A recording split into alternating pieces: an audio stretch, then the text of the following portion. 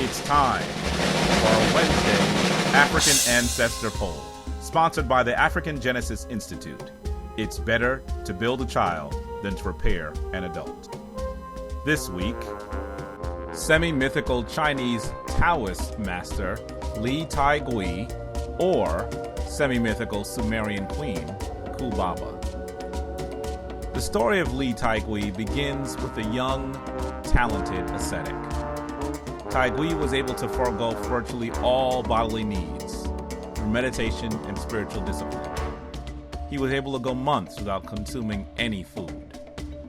News of the promising young Taoist master spread all the way to the heavens, and Lao Tzu, the founder of Tao and the author of the Tao Te Ching, the classic on the way and its power or virtue, descended from heaven to mentor Li Tieguai personally. Lao Tzu taught Li the ability to make spirit voyages, that is, to leave his body.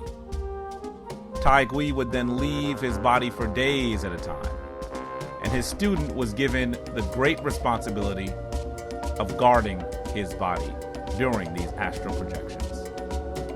He was also given a much more important task of burning Li Tieguai's body if he hadn't returned for 7 days. On one trip, Li Tieguai had been outside of his body for 6 days when his student's mother died. The student, assuming that Tieguai would not return, burned his body and went to mourn his mother. When Li returned on the 7th day, he found his body was nothing but ash, and he became extremely concerned that his spirit could not exist outside of a human body for very long. He entered the body of a recently deceased lame beggar. It was in this form that Tieguai would journey the countryside with his iron staff to assist him with walking. He shared the deeper meaning of life and healed the sick with mystical potions. Li Tieguai would be considered one of the Ba Jian, the 7 immortals.